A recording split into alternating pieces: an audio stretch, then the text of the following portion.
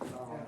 But let's at least agree that you absolutely must have faith first.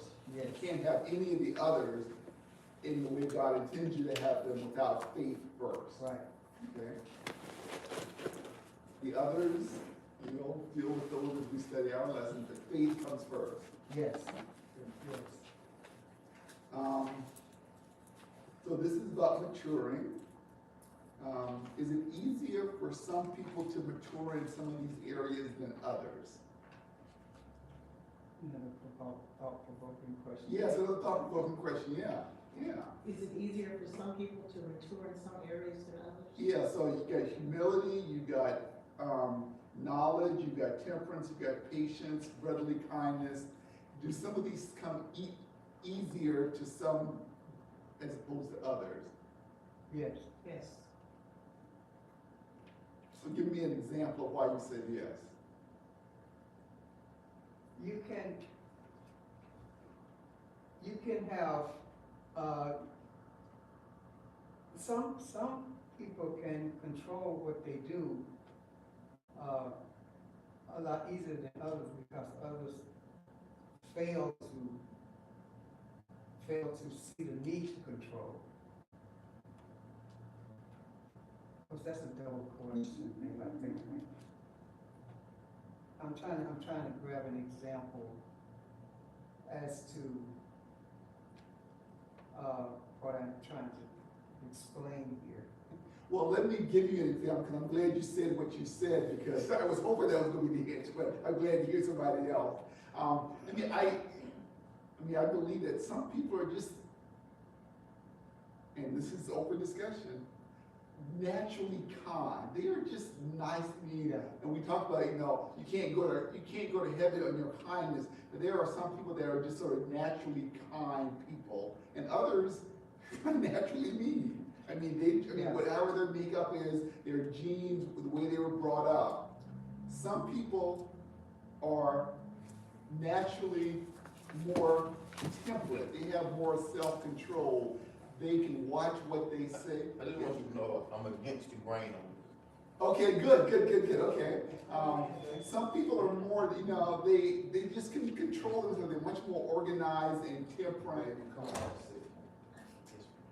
Good morning, welcome. Good morning. And then others are, a little bit more sort of hot-tempered and not as patient.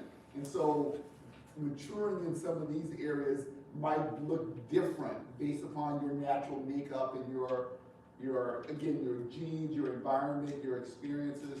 So it might be easier to mature in one area versus the other. So my brother John, you have some contribution to this thought-provoking discussion at the beginning of our lesson. Talk to me, talk to us. Okay, this is how I feel. When you say, is it easier? I think it seems easier for some people, but I think it's, the reason why I just don't agree at the time, is when you brought up, and this is before you even brought up the example, where you said some people just seem naturally, like they're naturally kind, right? I think of myself. Before certain events happened in my life, I did respond to things easier. But after things in life happen, to me, I can identify I struggled in what used to be easy for me because of things that happened. So, depending on which side of, when you met me, it was easier for me to do this, but now it's difficult. So that's why I struggle with just saying it's easier. I believe it's a time of that person's life, which still may come to it's easier, but I'm saying that by just being careful for it without just revealing my life on what specifically. But I do know, once upon a time, I was a very nice guy. I was one of the nicest guys in the world. I turned into one of the meanest guys in the world. But it wasn't because I just woke up one day things happened to me in my life that led me to just be nasty.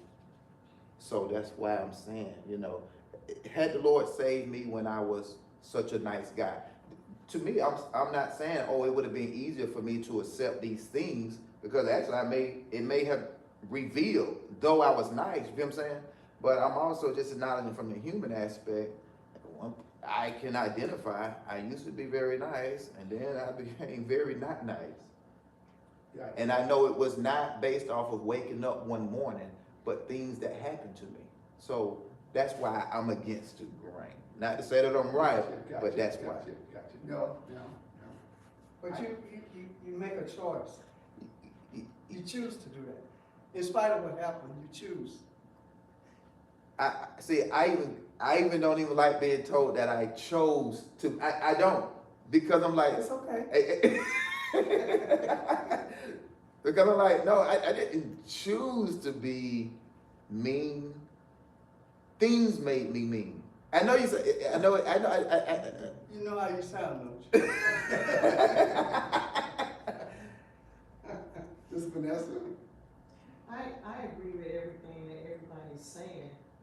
And I do definitely agree with a lot of times it's your environment that you grow up in. Each one is different. So you never know, when you look at people, you never know what they've been through. As a small child and up, that affects you. And the one that I thought about in the Bible, when you said give an example, was Peter. Because he was rough around the edges. But he chose to. He did choose to, but he still was rough around the edges. He was a fisherman. He was to me, he appears to be like a tough guy, you know, like. But then when it came to him saying that, you know, he walked with the Lord, you know, he was fearful. And so building on the Peter example,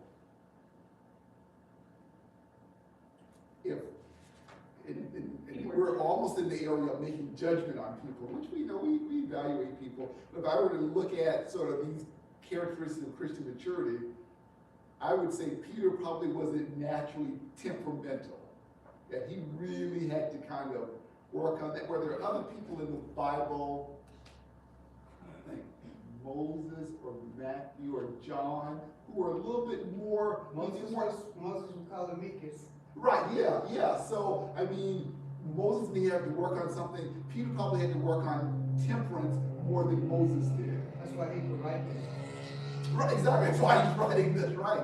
Yeah. So I guess I say all that to say, and we're learning together. As I look at these, I would like to consider myself a pretty nice guy.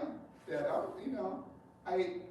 I'm learning more about brotherly kindness. I would like to think I'm a pretty nice guy naturally. But temperance is one that I've had to kind of work on and continue to work on. Well, I think that's, everybody has to work on that. Because there's always going to be something that's going to be excessive in every individual's life. That's why we even have the word, Right, you know, to be defined. There has to be a definition to why there's excessiveness. And this is it. And it's something that everybody has to work on. Yes. And when you study this lesson, you understand what it actually is, it reveals more to you in terms of what you need to work on. Just like brotherly kindness, while I would say I think I'm generally kind, when you study it, you realize that there's even more you can do in that area. So when I gave my life to Christ, forgiveness is not something that was easy for me. Mm-hmm. I held grudges forever on people. Waiting on the day to get something back, whatever. And only God can sign off on this. But when I gave my life to Christ, there was a lot of forgiveness that needed to be done, that I needed to be able to do. And I would, as you said, you know, for yourself, you would think you were you base that off right when you examine yourself. Mm-hmm. I myself believe I don't really struggle with forgiving now. It's like I want to forgive. So does that, for a person who didn't forgive, that's why I'm just like, when you asked the question earlier, is it easier for some people? I just believe when you're looking at people in the world versus somebody who's in the gospel, there's two different answers. Even though I know Brother Ron say, and there is a choice, but you don't make God choices when you're in the world, No. even though it's Right, still a right, choice. yeah. Right. But in the gospel, you know that mindset is you have to make a choice, so it's a different mindset. But I would have never thought I would want to forgive. There's a peace in forgiving that I never would have seen me that way.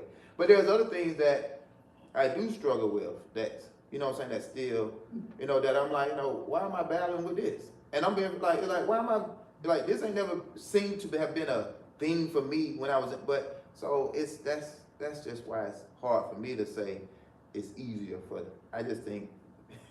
I think once you understand, interesting that you bring up the forgiveness thing. I was just talking to my mom, and she was talking to a childhood friend that grew up with us that lives in the neighborhood, and somehow they got on the subject of forgiveness, and my mom told her you have to forgive, and she's saying she's a Christian, but she said I haven't got to that level yet of just forgiving. Right. And I thought about that after I got off the phone, and I said, how many Christians are there that are saying that because either they don't understand the totality of forgiveness, or they're just stuck on, I can't do it because of the hurt. Mm-hmm. I'm talking about Christians. Right. Oh yeah. Yeah. It went back to the teaching we was doing on forgiveness. Some people have not gotten the teaching to understand it, and others refuse to accept the teachings to go forward. So there are different people that are hung up on things. Different places, yeah. Given life experiences and. Mhm. Okay, so this quarter we all want to mature, and the word is here because the Lord believes we need it. Amen. We're still here, so it means that there's more work to do. And that's one of the reasons why I think there's value in this sort of series of Sunday school lessons, because even though you go through the whole series and you come back, there's something new there all the time. So as we go through this lesson, as I went through this lesson, I'm examining myself. Where are there opportunities that I'm obviously aware of, and others I might not be aware of that might need some attention. And so kind of almost sort of jumping to the end, but what we want to be able to do today is to explain that true temperance is having self-control over our spirit, our life, our appetites, and our tongue, that we might keep in balance all aspects of our daily living. And so we're talking specifically today about the aspect of maturity related to temperance and self-control over various aspects of our lives. Our key verse, it's on the screen, so we can all recite it together. And Every man that striveth for the mastery is temperate in all things, but they do it to obtain a corruptible crown, but we an incorruptible. 1 Corinthians 9:25. Anybody want to give a brief explanation of what that verse is saying? What it means? Those are temperate, corruptible, incorruptible, mastery. There are some quote unquote big words in this. But what is that saying? What is that verse saying? Well, actually, the verse is confusing unless you understand it. Yes. Because when I read it, it was definitely confusing, because I'm like, wait a minute, it sounds like a good thing, so then how is this person now doing it for a corruptible crown? And so I believe I went after the word striveth, and to me that word striveth seems to point This just what when I looked into it, it seems like it's pointing to the person who's striving for the mastery. They're going about it for the wrong reasons, which is what that word strive is kind of point towards. Okay. Which is why now I would see why they do it to obtain a corruptible crown. But without me looking into that word strive, I'm trying to see that I write something in my notes here, to not be lost. That came out, give me a second, that came out of Corinthians, right? Let me see if I wrote something in my Bible. But the word strive is what I looked up, because reading that on the surface, when I read that next verse, it lost me immediately. But I think that's what I concluded. Yeah, so this is the, so what I read in my Bible, that striving for the mastery seems to be the problem. I guess with striving seeming to be a negative thing. I don't know, but that's what I wrote. So that's what I'm standing on for right now. For right now, there you go. That's always good for right now. Sister Vanessa? I think, what I saw is that, man in itself tried to maintain temperance all by itself, and that's corruption. Because some people are so organized, they have rules and regulations and everything set up that they do, but they're not serving God. But we as Christians, we want an incorruptible. That's what we're striving for, incorruptibility. Not necessarily to be in control ourselves, but the Spirit of God has to be in control. Okay. So I'll say what my study explained this verse to be, and then of course Brother Ron will determine whether that's correct or not.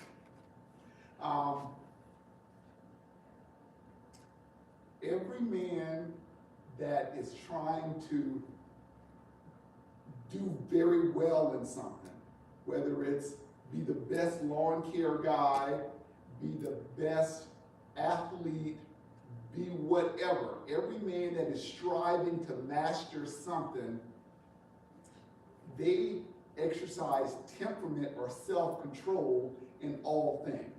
If I'm going to be the best at this, I am going to do my routine, get up early, study. I'm gonna exercise self-control because I want to master that thing here on earth. And we do that on earth. We do it to obtain something like a really good income or a gold medal or a promotion. We do it to obtain something, but whatever we obtain on this earth is actually going to go away. It's going to eventually fade.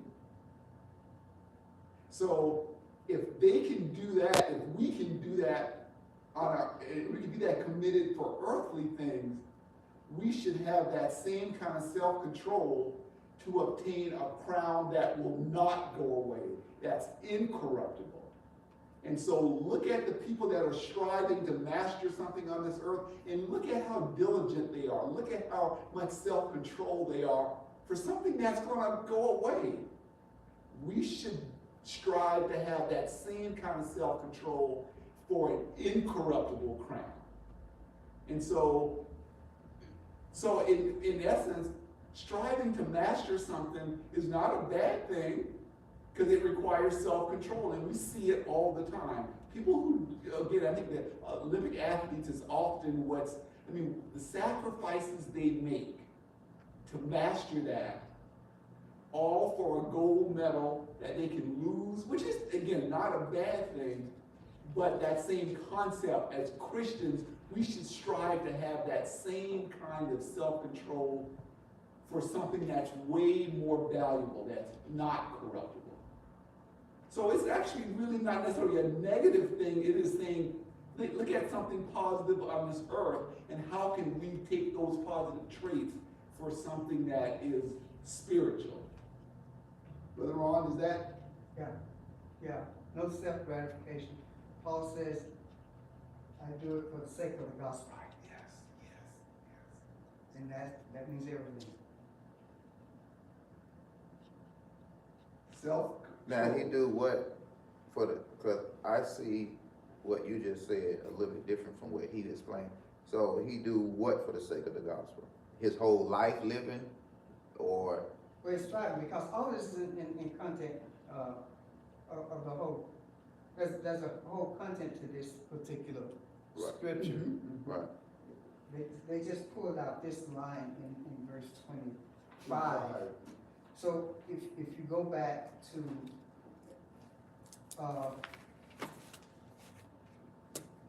he's talking a lot about this and making basically the whole latter part of the chapter, but just going back to verse 22, he says, to the weak I become weak that I might gain the weak.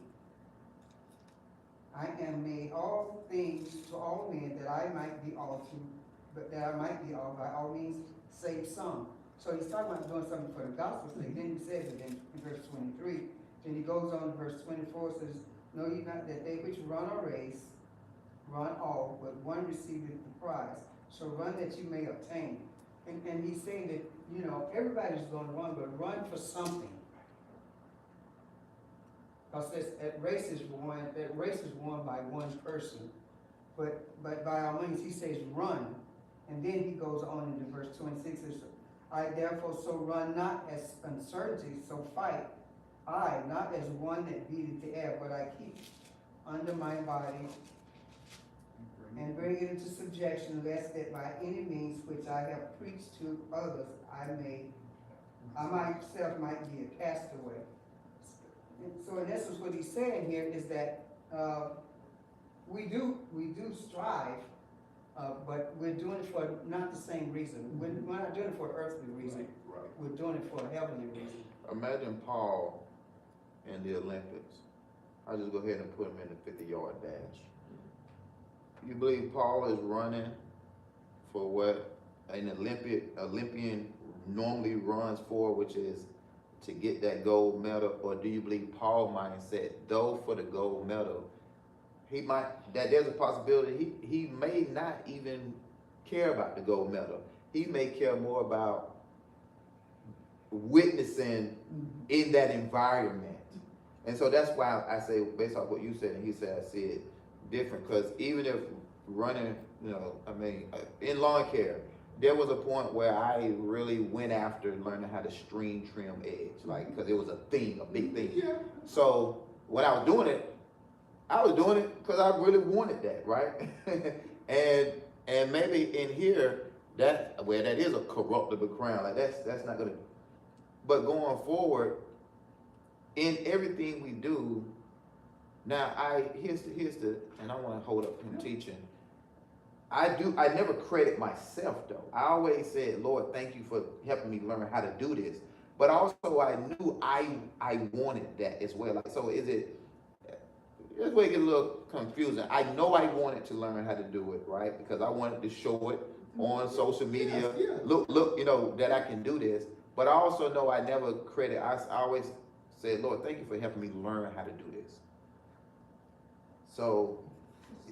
But see, I think the verse is helping us to look at what it took for you to, because you said, I heard it in your voice, I really wanted to learn that thing, Yeah. which meant, so he wants us to have that same kind of fervor for the gospel. When we speak about the gospel, that people can pick up in our voice. So now if you were prioritizing that over the gospel, that's a problem. But that same kind of fervor and pride you took in that for something that's going to eventually go away, have that same kind of pride and drive for the gospel, because that is really worth having that energy for. And some people, when you talk to some people, you will hear them talk about that in terms of their job or whatever. You can hear the excitement and what they're doing to, and then when you talk to them about the gospel,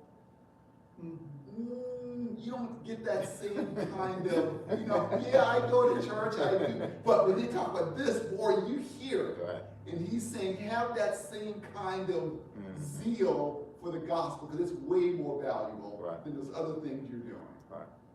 So you're saying that in the world, when I was reading in the Bible about how we look at what we do, like work. There's scriptures on working, and how you're supposed to work, and you're supposed to do Yes, a good job. yes, yes, Nobody need to stand over you, you're doing it as unto the Lord. right, right. But you're doing it as unto the Lord as a Christian, so that makes you do the best job you can possibly do as a Christian. So, because we're still seeking incorruptibility. So we know we live in this world, we know we have to work, we know we have to do things to, anyway. Right. But we do things as unto God, period. Right, and that's a very good point. Even though you're striving for an incorruptible best, how can God be glorified even in the things that you're mastering on this earth? Right, that's a very good point as well, yeah. So the two don't need to be separate. I mean, have God be glorified in everything that you do. So if you're striving to master that John is the best edge cutter I know, and you know what? His testimony is even greater, and the two go together. They see that, and God's glorified in that. Yeah. But, go ahead. No, that's correct. As you do these things, it creates testimony. It does, and that's what we want out. That's the end part of what we want from our task, is that it creates testimony, and it's recognizable by the energy we put into it, the quality of the energy that we put into it. It means a lot to God. Right. So it obviously means a lot to people that see it. And I think the reason this is our key verse because of the word, Matt, is temperate in all things. It says that in order to achieve that thing you're so passionate about, you're willing to stay up late, you're willing to train, you're willing to, and if we want to maintain the incorruptible crown, we're going to have to make some sacrifices because we are so committed for that. So it's an active thing, and so use that as a guide. So let's actually, we'll base the rest of our study in the scriptures for today. And so, John, if you could do Proverbs, Sister Vanessa, if you could do Luke, Sister Marla, if you could do Ecclesiastes, Brother Ron, if you could redo 1 Corinthians, and then I will take James. So Proverbs, Brother John. Proverbs 16:32 reads, "He that is slow to anger is better than the mighty, and he that ruleth his spirit than he that taketh a city." Excellent. Thank you, sir. Sister Vanessa, Luke. Luke 21:34-36. And take heed to yourselves, lest at any time your hearts be overcharged with fighting and drunkenness and cares of this life, and so that day come upon you unawares. For as a snare shall it come on all them that dwell on the face of the whole earth.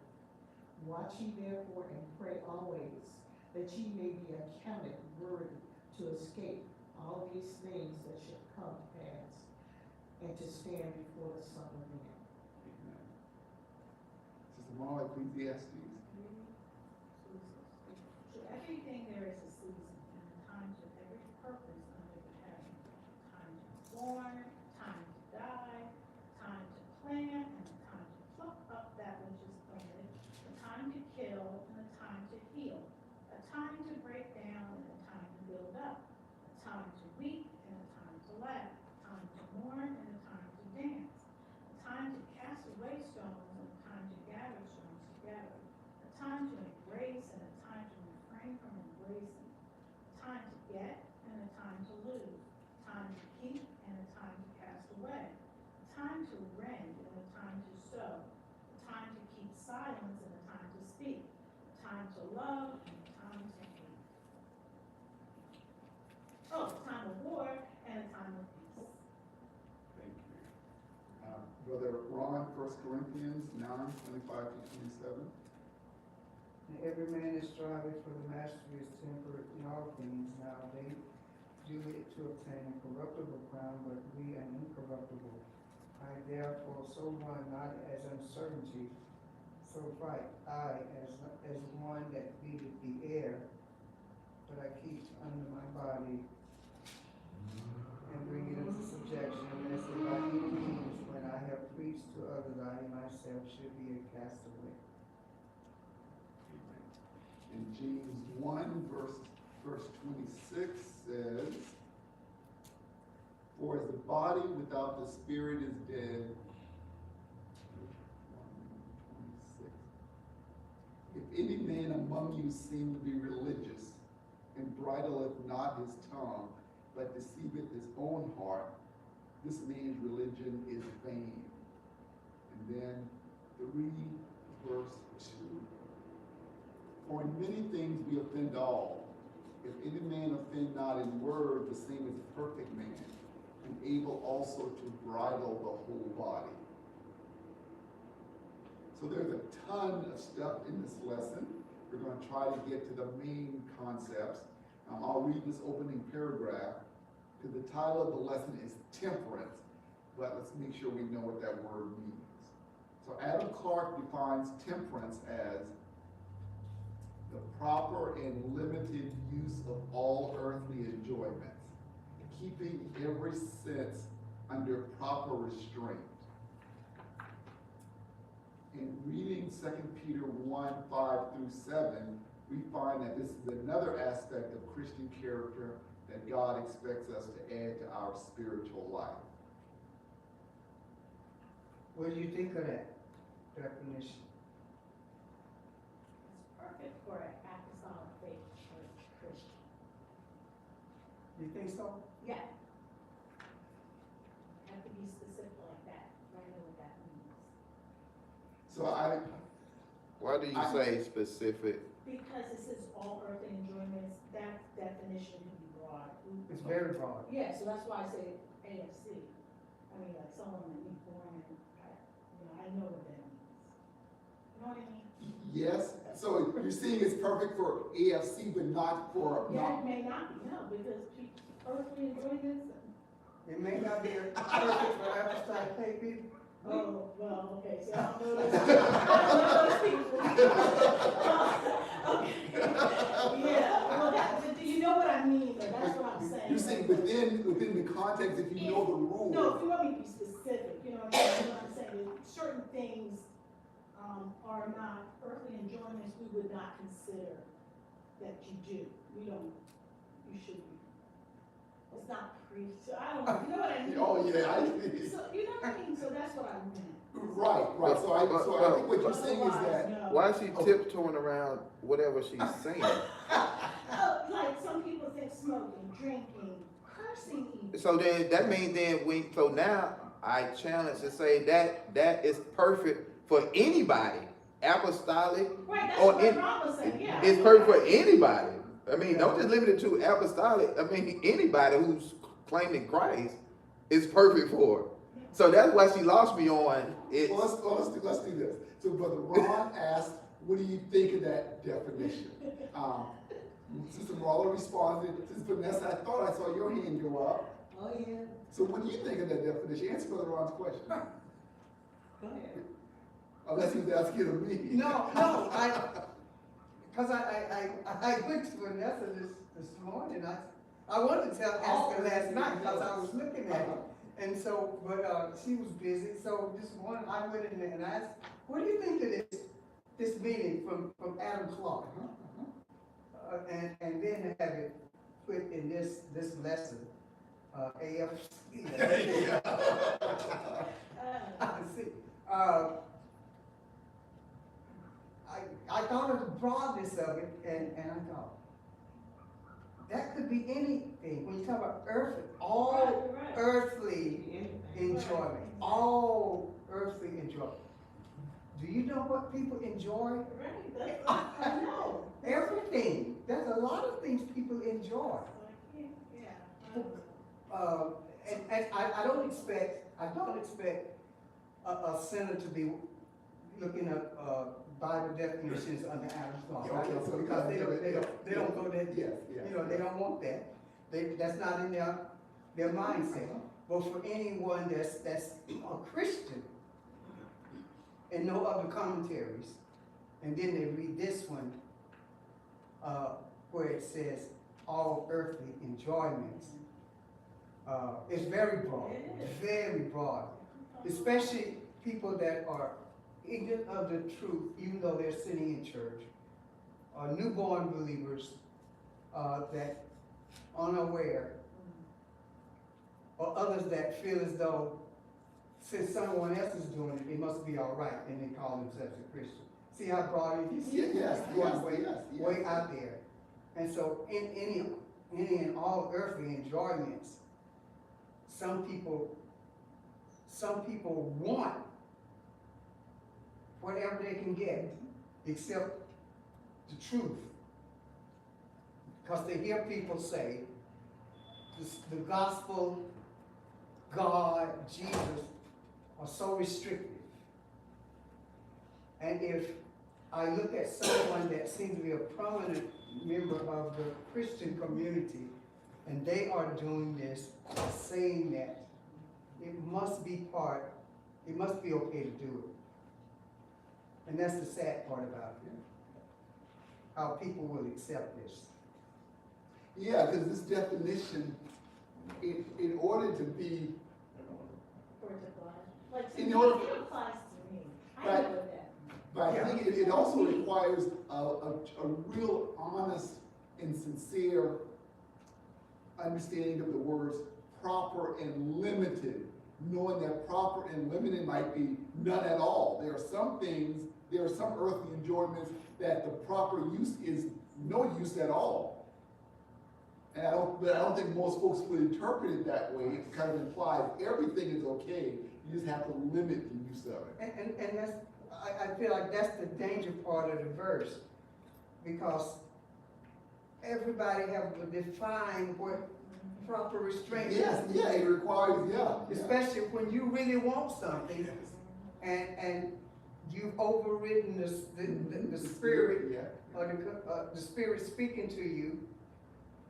There's a point where you override the spirit, meaning you neglect to heed to what he says. He'll leave you alone.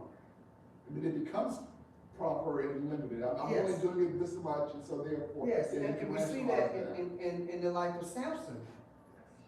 You know, he overrode the spirit, and then, but he felt it's necessary for me. Yeah.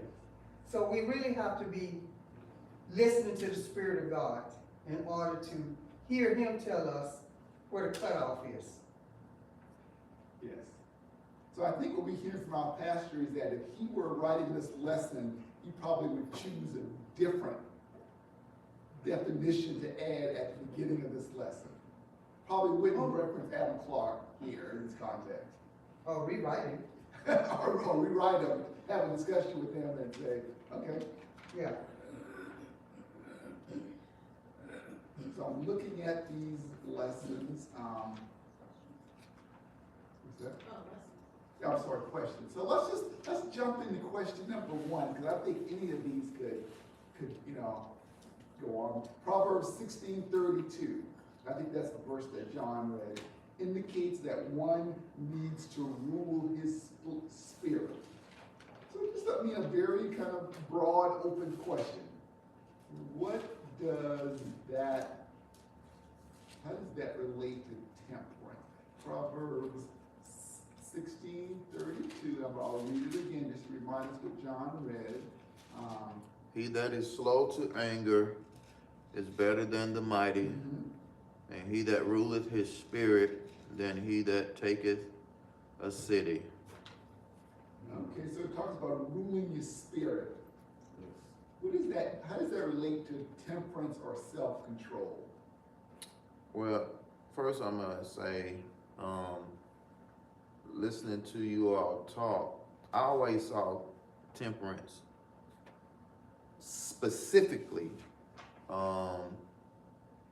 to the tongue. Never on a bigger scale of all of life and everything. So I'm ignorant of the fullness of temperance. So I can't fully answer this question with just knowing that. But because this particular verse speaks about the tongue, not to say that, oh, I got this one, but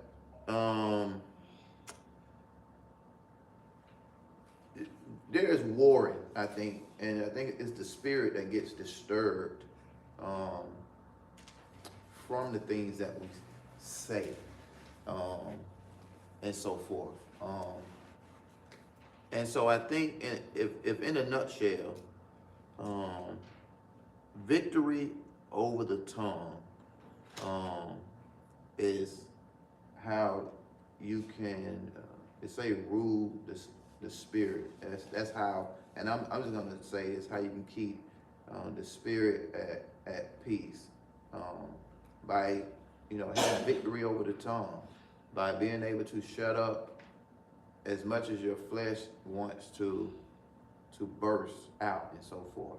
But even more so than the tongue actually saying something, and this is just me. Maybe somebody say, John, actually that was a good thing. But recently I've gotten very bothered on the inside, very bothered. But my tongue never spoke a word. But also I said, man, I still don't got it yet. That's what I said to myself. Even though, right, one would say, wait, but I didn't say nothing. But I don't even like that I was warring, like I was, worked up on inside. But I never said a word. Never said a word. I don't give myself, because I want to never even have the warring. Then I would think that would be victory over the spirit, where it never even get to that point. But I never said a word, which is an upgrade. But I don't credit it as a victory, because I was still very bothered, And then maybe somebody say, listen, you're human. But I don't want to go with that. I want it to be where even when something happened, it gets stomached right away. You feel what I'm saying? That's where I want to be at. So that's I don't know if I explained that answer, but I just gave that. Yeah, I think you explained what maturity looks like, that you're better than you were a month ago, but you want to be in a better place next month and next year. And so I think that's what it's all about, is getting up every day to say, I would have done this differently yesterday, but I'm not doing that now. And tomorrow I want to be even better. So, Brother Lunica? Yes, I enjoyed that Brother John's explanation. The problem I had with it, when I was looking at it, is the word rule the spirit. The thing we have is good between Christians and Christians. If we are talking among brethren, it's easy to rule the spirit. But when you now look at the general society, if you look at the law of man, if you look at the codes of Virginia, codes of the United States, and you look at the problem that is there, the codes control us now. They don't make us to control ourselves. In a place where the Israelites are ruled by the Spirit of God. Their government is theocratic. Women that are just like what I saw in one of our tracks. He said, how well will you be when the law comes from Jesus Christ? When the head of state, the president himself of the world, is Jesus Christ. That is talking about millennial rule. He said, how well? He said, that is what all of us will be dreaming at. By that time, we'll be able to rule our spirit and so on. But now, the rulers, what they are given to us, sometimes are not making us to rule our spirit. So, we have to now begin to surrender to those that we should not surrender to. in order to stay where we are, we are now keeping two rules. The rule of God, which we have to surrender to, which we must. But there are some impediments to that rule of God. The Code of Virginia, the Code of America. Many things we are doing, they are making it difficult for us to rule our spirits. They are making it difficult for us. For example, not that we hate something, what I like, Peter and Paul says, what I would do, I don't do it. When I say what I'm doing, it's what I don't want to do. The law of the world is making that to happen to us today. Imagine me teaching in the class, talking about, I don't say somebody should hate gays, but I have my own opinion that I don't want to have anything to do with that. But the Code of Virginia made me to not rule my spirit. I'll be talking a lot of good things. It's like this. Your love of God makes you to love everybody, to do anything. But law of God told me to tell people what is wrong. Now I cannot say what's wrong again. I cannot say changing a woman to a man. I cannot say it's wrong. If I say in the class, they will follow me. They will say, oh, nowadays a bit different. Before, it is quick firing. What I don't want to bring out is that we can rule our spirit when we are in the congregation we are now. But when we're in that congregation, we want to rule our spirit. We want to be obedient to God. And unlike the time of Shadrach, Meshach, and Abednego, they rule their spirit. They want to be thrown into the fire. Yes, we are ready for it. But now there's a few people who are ready to be thrown into that fire. So ruling our spirit now, we need prayers so that we don't go into the temptation of the rule of the world, of the codes of the world, which may many times go against ruling our spirit. Yes, thank you very much for that. I would agree that the world in which we live and the circumstances that we find ourselves in, there are rules and codes. It will impact our behavior, the things that we can and can't do and can't say. When I look at this, I think 1632 might even be a little bit more fundamental than that. In terms of your spirit, it just talks about ruling how you respond, how you react, how you feel, your general attitude. Sort of back to your comment earlier, John, I think, and this lesson sort of distinguished between ruling the spirit, which it references this proverb, and then ruling the tongue, which is talked about in James. Ruling the tongue is more not speaking and knowing when to not say things. But to me, ruling your spirit is, and I keep thinking this all the same, I used to like to say, you're not the boss of me. I mean, it's like I'm sitting here, Brother Ron comes in and does something, and I'm all upset because I have allowed him to be the boss of me.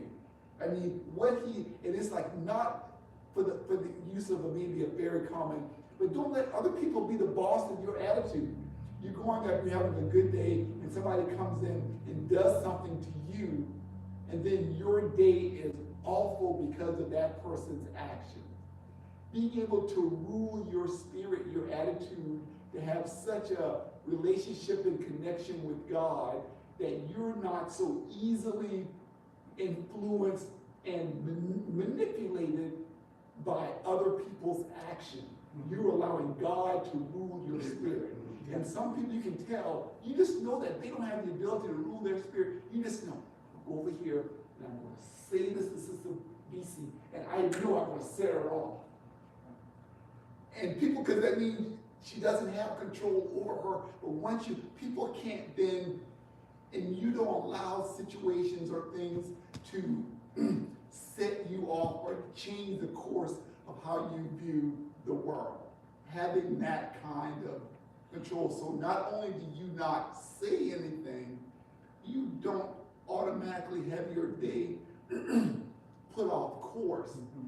Because you quickly, it happens and you feel some kind of way, you can quickly just say a prayer and say, Lord, you gotta take care of this because I might be feeling something. And that's what I think this verse is saying, is to be able to control the way we respond to external. If they are saying you can't teach certain things, you may not be able to teach certain things, but it doesn't upset your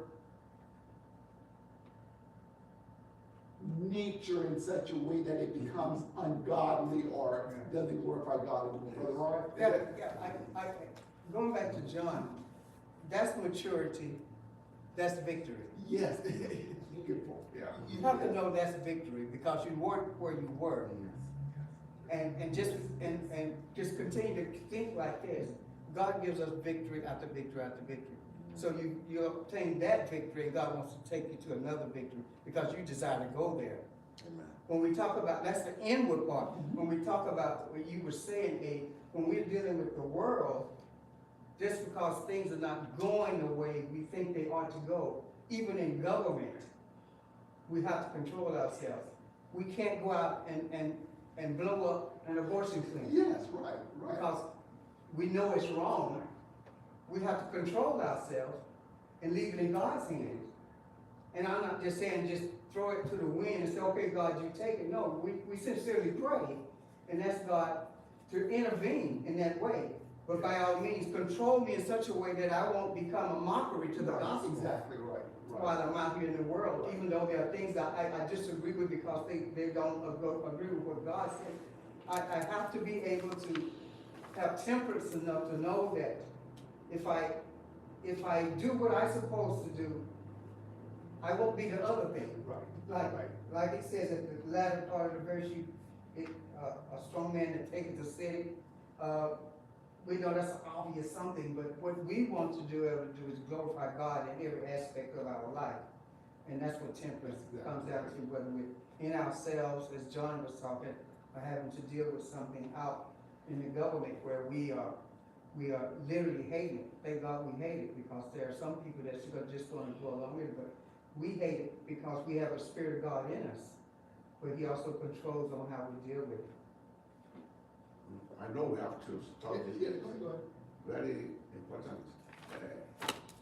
My example is what I saw, and you said something which is the most important thing is prayer. Without prayer, the code I'm talking about, there's no way it will not bring temperance. By the time of COVID, many of us, including me, say, I don't want to take the vaccine. Because I read it that fetus, things from fetus, from children they have killed, Yes. it's part of the person, I will not put this in my body. And then secondly, thing came out, we used to have our convocation for degree on Sundays. And I said, I have to go to church. And they put it there, this is statutory, is a law.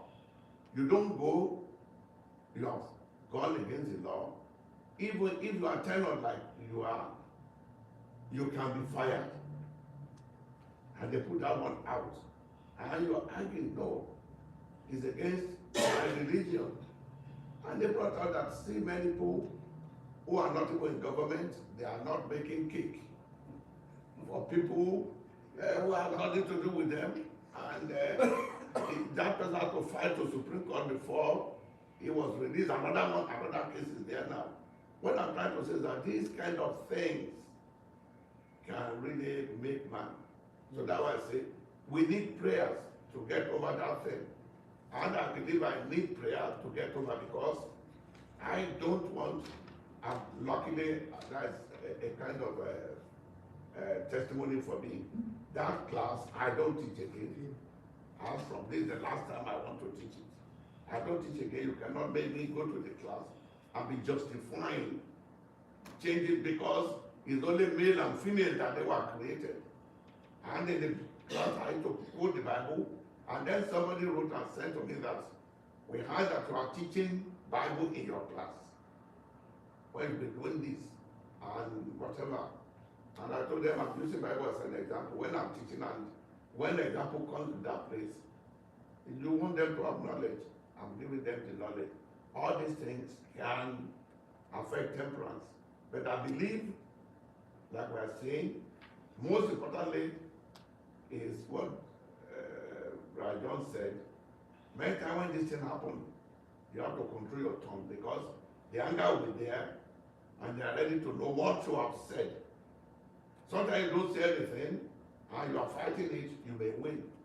But when you are angry and you don't control your tongue, temperance is there. Despite the fact that they will now put the human law against your own law. And they will call it, they said to me, they call it discrimination against non-Christians. They say not everybody in the class is a Christian. So you cannot be talking that same sex is a recent thing and I said it will go away. And you referenced earlier the 3 Hebrew boys, and based upon what I read in the scripture about them, I would say they were sort of a good example of controlling their spirit. There was a law that came that went against what they were doing, and we don't see any evidence of saying, I am so mad with my colleagues, they went and had this law passed, and they just started, yelling and screaming at people. I mean, No. they had a legitimate basis for being really upset. But they simply kept doing what was right. They simply kept doing what was right. And at the end, we can see how God got the victory and the glory out of that. Yes. And so I go back to, sometimes that people at work will come to me and they're so upset at what somebody said about them. I mean, you're doing your job. You're doing a good thing.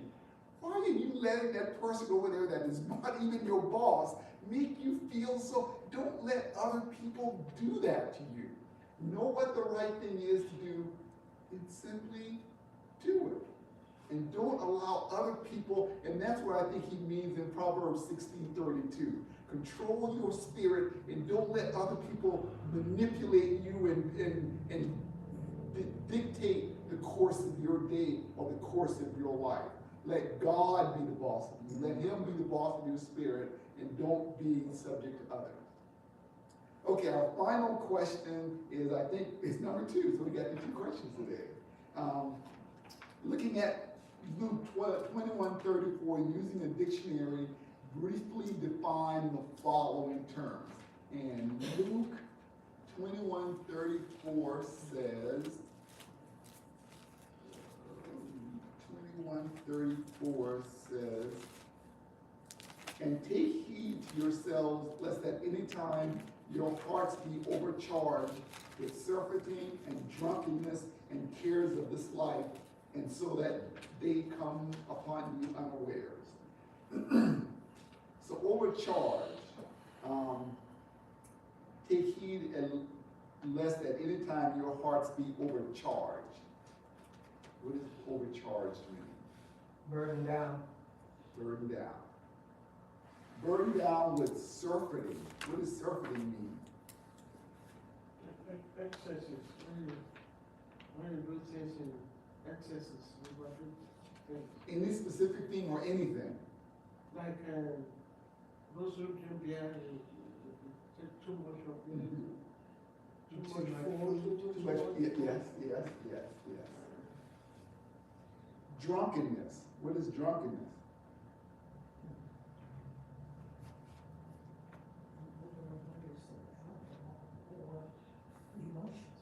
Yeah. It's often referred to as overabundance with alcohol and get intoxicated, but it could be with emotions or anything that kind of puts you off balance and gets you out of your normal ability to make rational decisions. So drunkenness is not, you can be drunk not with alcohol. Yes. Drunkenness will not be only alcohol. Correct, right. We often think of it in context of alcohol, that you can be drunk or something else, something that just, it alters your ability to make rational decisions Right. and to be in touch with the Lord. So be careful that you are not overburdened with excesses, with eating too much, drinking too much, watching TV too much, working too much, doing anything in excess to the point of potentially getting drunk, which means you can't even make rational decisions anymore because you've got so much of this. And also the cares of this life. Don't be so overburdened with even the cares of this life. You're so consumed with what's going on in your current life that the day of the Lord comes upon you unawares. In order to do that, that requires temperance. Because if you looked at this lesson, for Christians, and this kind of goes back to Adam Clark's definition where we disagreed,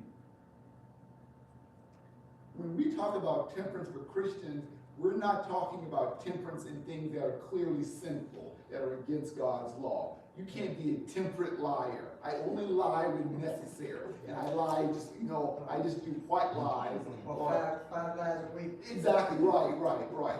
I only steal, once a year, and I only do it, so I'm not we're not talking about self-control in things that are sinful.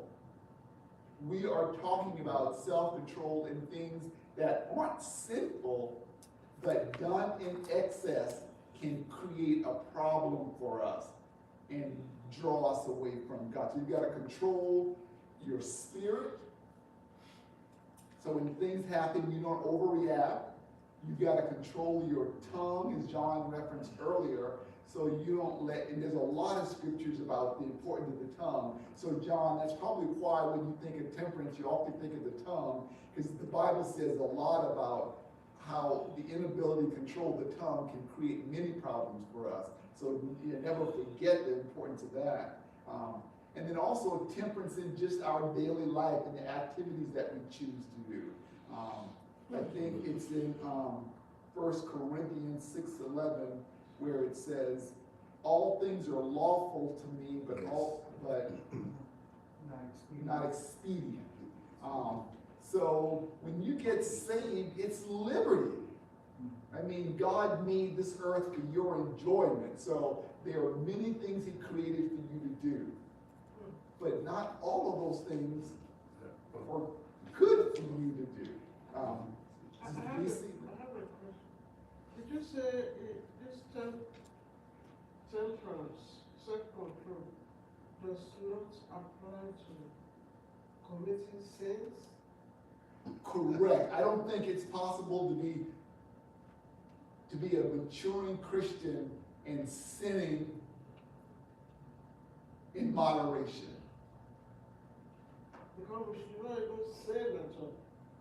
Yes. The self-control should apply to not going into sins at all.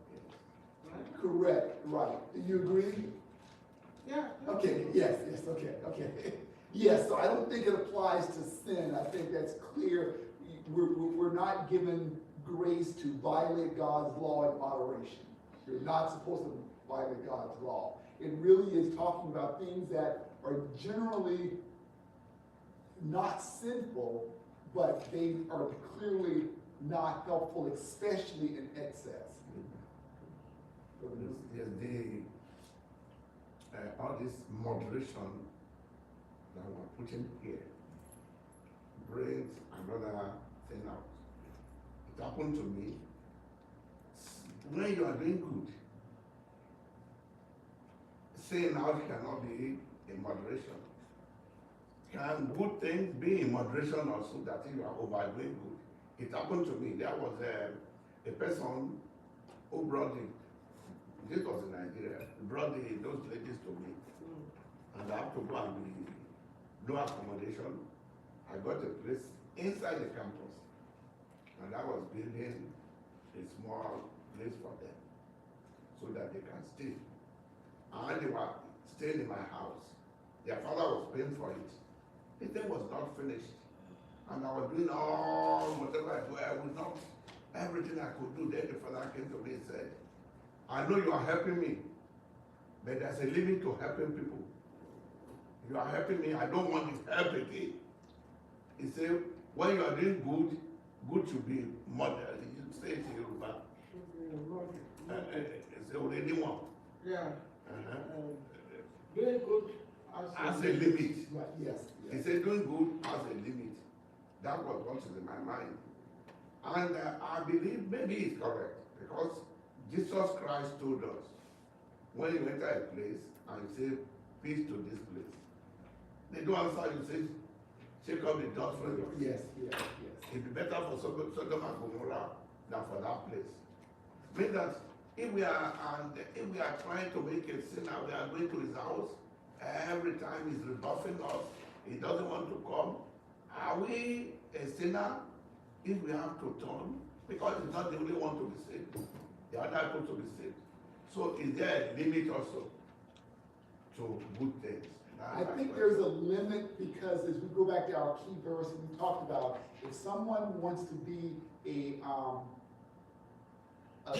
Olympic athlete that gets the gold medal, they have their eye on the prize. And the things, all the choices they make are designed to help them get there. If we are focused on glorifying God and getting to heaven, everything we do needs to be aimed at doing that. And if you're doing good, that could be beneficial. But if you can tell, if you're doing it and you're maybe offending someone in the process, maybe you're ignoring other opportunities, it can turn into just like eating food. Eating food is good. Eat too much and it could be bad. So yes, I think there's a limit to, because you need to focus on sort of what your main objective is. And I think I rambled at that answer, but hopefully you got just what I was saying. I thank you. Amen. Yeah, I just want to comment this lesson because talking of temperance, I was thinking of anger, you know. So I thank God for this lesson. And start me notice. Yeah, no, there's a lot in this lesson because when Brother John said when he saw this lesson, he thought of the tongue. That's what he thought about in temperance in the context of the tongue. And so hopefully what we started to learn today is that we want to have temperance in our anger, in our spirit. We want to have temperance in our tongue. But there are many other aspects of our lives that in order to mature as Christians, we need to have that same kind of self-control and to be mindful of that and prayerful about that. So with that said, let's go ahead and stand and have a closing prayer. Sister Beasley, do you mind closing us out in prayer? In Jesus' name. Everlasting Father, we just thank you that you are ever faithful to us. We can always come to you, Lord Father. Cancel our cares upon you. We thank you. We praise you for this good lesson that has taught us a lot, especially me. Lord, I thank you. Amen. For your word that is always says an amen. Thank you for our teacher. Thank you for every present. And Lord, as my God, we pray, Lord, that your word will help us, Lord, to always meditate on you. Not only to listen, to hear, to read,